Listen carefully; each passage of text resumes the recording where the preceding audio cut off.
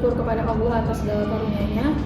Perkenalkan, nama saya Prima Musifera, dosen Prodi Pendidikan Bahasa Indonesia, Fakultas Keguruan dan Ilmu Pendidikan Universitas Samudra. Pada kesempatan ini, perkenalkan saya untuk menyampaikan penilaian deskripsi diri unjuk kerja Tridharma Perguruan Tinggi atau PDD UKTPP di bidang pengajaran. Salah satu mata kuliah yang saya ampu adalah mata kuliah Teori Sastra dengan bobot 2 SKS.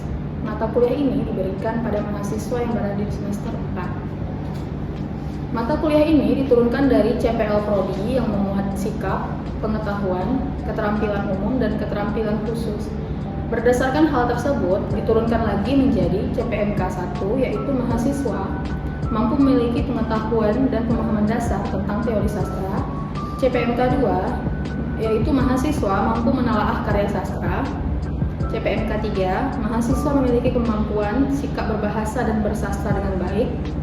Kemudian, CPMK tersebut diturunkan menjadi sub CPMK yang tertuang di dalam RPS dengan materi keilmiahan studi sastra, genre karya sastra dan karakteristiknya, pendekatan terhadap karya sastra, strukturalisme yang mencakup unsur intrinsik dan ekstrinsik, strukturalisme dinamik, dan strukturalisme genetik. Kemudian stilistika, sosiologi sastra, psikologi sastra, resepsi sastra, antropologi sastra, sastra perbandingan, dan feminisme. Nah, di dalam pembelajaran teori sastra ini, saya mengintegrasikan metode DIA atau Delivery, Interaction, dan Assessment. Nah, tahap delivery menjelaskan tentang RPS kontrak mata kuliah yang berkaitan dengan mata kuliah selama 14 kali pertemuan, serta model pembelajaran yang digunakan.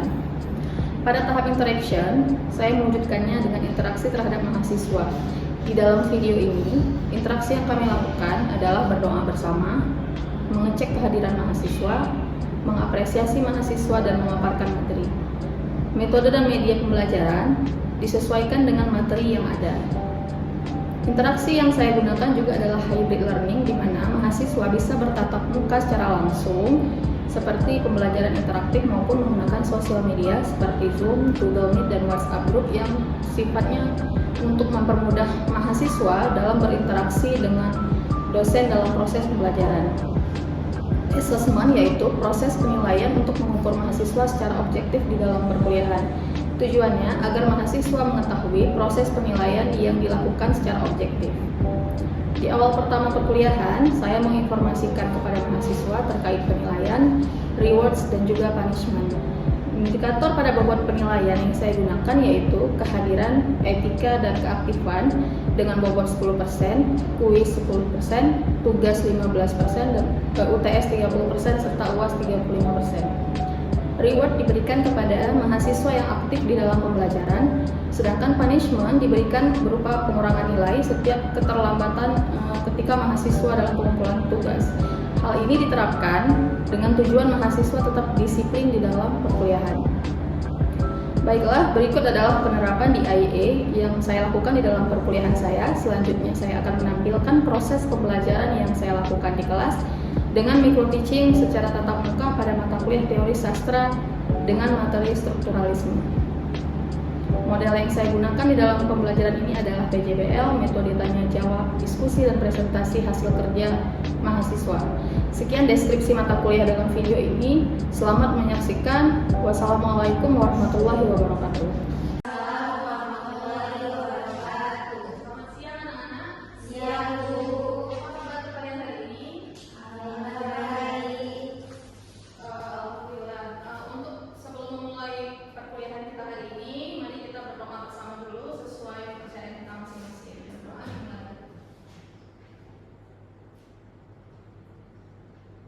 Berdoa selesai.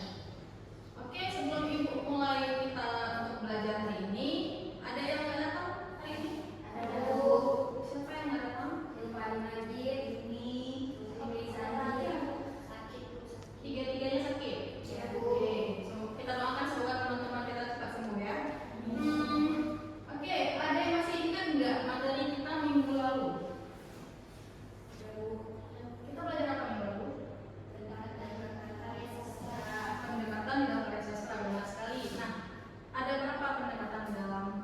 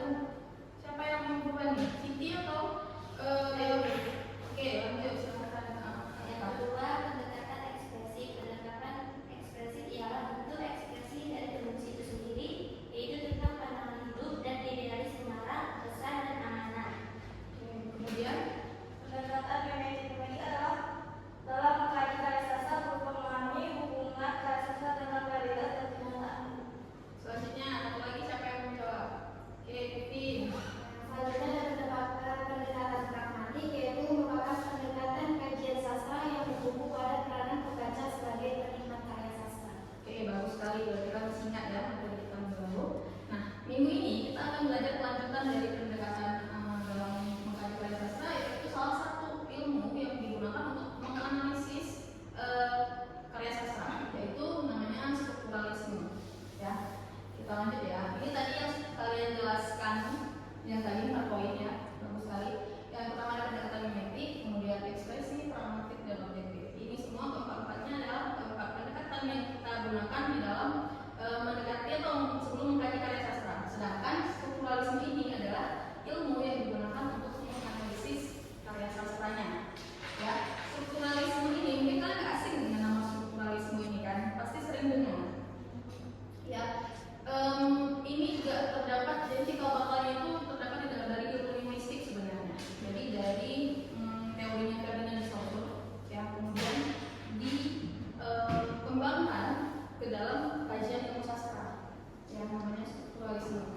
Nah, apa saja yang digunakan inti dari strukturalisme ini? Jadi kaum strukturalis mengkaji karya sastra dilihat dari unsur intrinsik dan ekstrinsik. Artinya unsur yang membangun karya sastra itu sendiri, baik dari dalam karya sastra itu sendiri maupun dari luar. Jadi kalau intrinsik itu unsur yang membangun karya sastra itu dari dalam, sedangkan kalau unsur ekstrinsik dia membangun itu dilihat dari luar. Yang dilihat dari luar itu contohnya seperti apa, Bu? Misalnya kondisi pengarang, latar belakang pengarang, kebudayaannya, ya, kebudayaan si pengarang tadi, kemudian juga target pembacanya, minat membaca terhadap si karya sastra. Ya, selanjutnya setelah adanya strukturalisme konvensional tadi ya, strukturalisme biasa ya, yang awal mulanya cikal bakal dari teman-teman dari teori linguistik, lahirlah yang namanya strukturalisme dinamik dan strukturalisme genetik. Ini semuanya pengembangan dari strukturalisme tadi. Hanya saja beda di cara mendekatinya. Tadi kan ada kaitannya juga dengan 4 pendekatan dalam karya sastra. Kalau latar belakang pengarang berarti bisa dilihat dari pengarangnya kan. Nah, karya sastra juga dari pengarangnya. Kemudian kalau dilihat dari target pembacanya, berarti mendekati karya sastra dilihat dari minat pembaca terhadap karya sastra. Oke, kita lanjut ya. Sampai sini masih paham ya? Oke. Nah, kita masuk ke strukturalisme biasa tadi. Ini beberapa pengertiannya. Ibu ambil dari beberapa ahli. Nah, kalau yang pertama, René Merritt menyebutkan bahwa strukturalisme itu memandang karya sastra dari strukturnya, tadi yang bilang dari unsur pembangunan dari dalam karya sastra itu sendiri. Ya, jadi dia sama seperti Nurkian Mola juga mengatakan seperti itu. Karya sastra itu yang dilihat adalah unsur intrinsiknya, jadi kesinambungan antara satu unsur intrinsik dengan unsur intrinsik lain, dan dia membangun sebuah kesatuan di dalam karya sastra.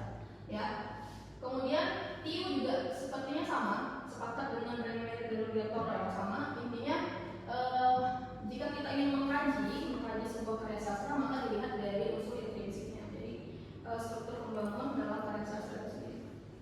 Kemudian satu unsur dengan unsur yang lain saling berkaitan. Makanya kalau misalnya mahasiswa yang saya skripsinya tentang unsur intrinsik ya, pasti itu yang dipakai kajian strukturalisme teorinya.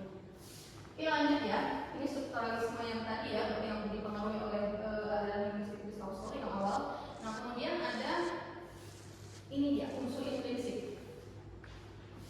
Apa udah tergambarkan atau kan gak asing pasti ya, unsur intrinsik ini sudah dipelajari dari sekolah ya.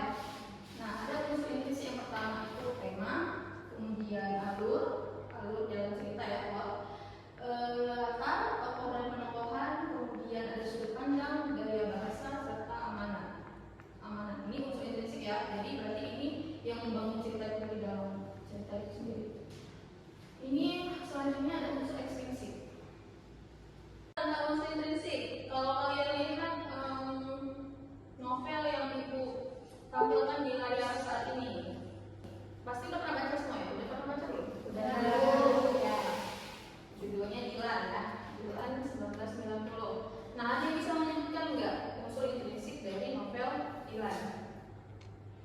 Silakan. Ya, silakan Atika. Temanya itu tentang percintaan. Percintaan, ya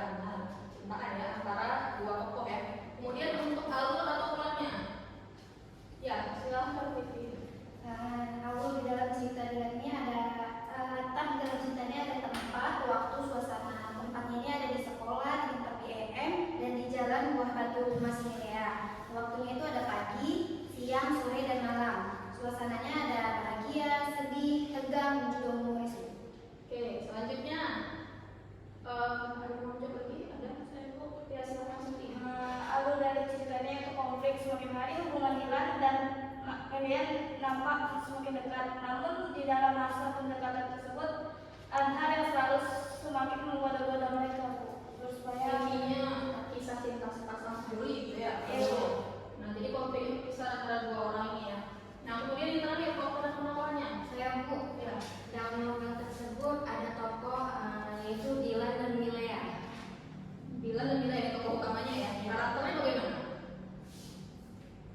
Si Dilan itu bagaimana? Si Mila itu bagaimana? Intan. Baik, humoris Bu. Si Dilannya memang dikenal dengan sosok yang humoris. Dan Mila Baik, cantik, pintar, manis. apakah cantik itu masuk dalam karakter? Pintar. Pintar. Iya, baik hati ya. Baik hati, sopan, dia sopan. Ya, saya mau ya ceritanya ya. Oke, kita lanjut ke unsur ekstrinsik. Unsur intrinsik berarti kalian sudah mulai paham ya. Nah, kita lanjut ke unsur ekstrinsik. Jadi unsur yang mendukung karya sastra itu tidak dari luar karya sastranya. Nah, yang pertama itu ada biografi pengarang. Bisa dikatakan ini latar belakang pengarangnya ya. Dia hidup dan lahir besar di mana, kemudian karya-karya apa yang mempengaruhi karyanya, misalnya bacaan apa yang mempengaruhi hasil karyanya dia. Selanjutnya juga dia dibesarkan dari suku apa, misalnya suku Betawi misalnya atau suku Aceh gitu. Jadi itu sangat berpengaruh terhadap isi cerita yang dia buat. Nah, kemudian psikologis atau proses kreatif. Jadi ini kondisi psikologis si pengarang dan juga proses kreatif bagaimana terciptanya si karyanya ini tadi. Jadi apakah ketika misalnya dari Rata ya di dalam ceritanya kan kebanyakan itu temanya adalah seseorang yang berjuang dengan mimpinya gitu kan. Nah, di saat itu memang kita lihat kalau dilihat di latar belakang orangnya, dari Rata itu memang seseorang yang mendapat beasiswa ya kuliah ke luar negeri gitu kan. Nah, jadi itu sangat berpengaruh terhadap tokoh yang dia hidupkan di dalam ceritanya yang diceritakan. Nah, kemudian sosiologis, nah ini latar belakang sosial, maksudnya kondisi kemasyarakatan. Jadi impact dari hasil tulisan penulis berdasarkan kondisi sosial di sekitarnya, masyarakat di sekitarnya. Seperti itu. Ada yang mau bertanya? Saya Bu. Ya. Saya ingin bertanya tentang gaya bahasa Bu. Bagaimana cara kita mengetahui gaya bahasa dalam suatu karya sastra? Gaya bahasa itu berarti termasuk dalam unsur intrinsik ya. Nah, ini biasanya pertanyaannya bagus sekali nih, karena ini akan berkaitan dengan materi kita minggu depan ya.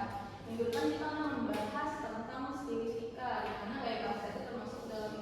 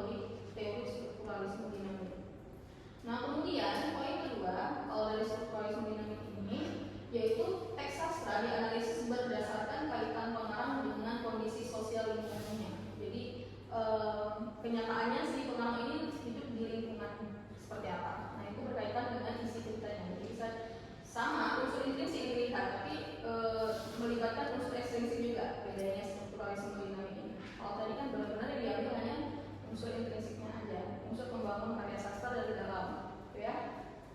Kita lanjut ke satu lagi, strukturalisme genetik. Ini pengembangan juga dari teori strukturalisme tadi. Yang strukturalisme genetik ini dikemukakan oleh Monsieur Goldman, seseorang berkebangsaan Prancis ya, di mana ada 6 poin yang dijadikan dasar teori pengembangan ini strukturalisme genetik. Yang pertama adalah struktur sosial dan karya individu. Jadi berarti selain unsur intrinsik yang dilihat juga bagaimana kondisi sosial pengarang dengan karya yang dihasilkannya. Apakah selalu setipe, segenre, seperti itu. Kemudian kategori kesadaran kolektif ini berkaitan dengan psikologi pengarang ya, hampir sama seperti strukturalisme dinamik tadi, hanya saja ini lebih konkret ya. Kemudian ada struktur mental ya, yang sama, bagaimana kondisi psikologi pengarang, pandangan dia terhadap hidup dengan isi karyanya, gitu ya. Kemudian dialek ini berkaitan dengan sosial masyarakat dan kebudayaan. Apakah dialek-dialek dari latar belakang sosial pengarang juga dimasukkan ke dalam karyanya. Kemudian meaningful wall maksudnya apakah makna dari keseluruhan karyanya itu berkaitan dengan kehidupan sosial si pengarang. Dan kemudian transindividual subjek. Jadi apakah benar-benar karya sastra yang dihasilkan pengarang ini mencerminkan seseorang itu ya, pengarang itu secara individu, mulai dari sikap, karakternya, kemudian kondisi sosial masyarakat, kondisinya di sosial masyarakat, bagaimana keberadaan sekarang itu. Contoh misalnya pengarang Habibur Rahman Shirazi ya. Nah, itu kan karya-karya sastranya bisa kita lihat selalu ceritanya tentang religius ya di dalamnya, walaupun nanti ada kisah cinta tapi tetap dibalut dengan masa religi gitu. Nah, itu ada kaitannya nggak dengan bagaimana Habibur Rahman sebagai seorang individu? Seperti itu bisa dilihat dari ini. Maka bedanya strukturalisme genetik dengan strukturalisme yang awal tadi bahas adalah kalau tadi memang hanya melihat unsur intrinsiknya saja ya. Kalau ini dia melihat juga dari segi pengarang, dari segi sosial dan sebagainya. Sebagai teori dari strukturalisme, maka ibu akan memberikan tugas untuk kalian, yaitu tugasnya gimana kalian mengkaji unsur intrinsik dan juga unsur ekstrinsik yang terdapat di dalam cerpen. Nah, cerpennya itu kalian ambil dari harian Kompas ya. Untuk mau salah satu dari kalian maju ke depan untuk mempresentasikan hasil tugas yang sudah diberikan. Oh ya, silakan pimpin.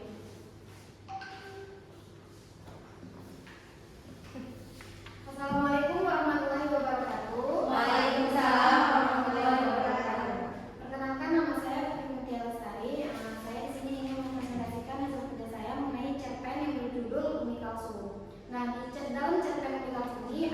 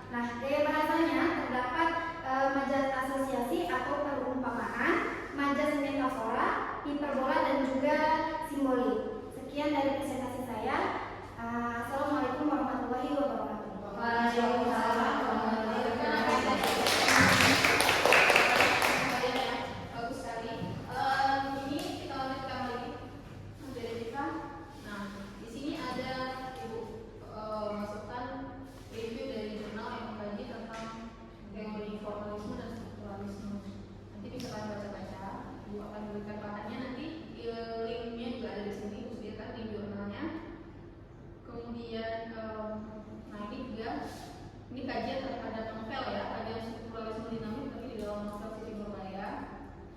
Selanjutnya ada, nah ini pandangan pengarang di dalam cerpen yang bertahan dan binasa perlahan. Jadi ada dua cerpen yang dikaji ya melalui kajian strukturalisme genetik. Nanti untuk bahan bacaan kalian bisa klik link yang sudah disediakan di sini. Nah kalau bisa diklik ini ada linknya. Nah kemudian ada tugas untuk kalian minggu depan ya.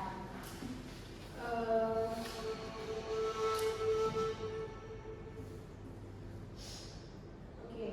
Nah tugas untuk kalian minggu depan adalah membaca kedua novel yang sudah ibu berikan judulnya ini ya. Yang pertama judulnya The Architecture of Love yang karya Ikan Rasa, kemudian Home Sweet Loan ini karya Alexander Bestari, dua-duanya pengarang Indonesia.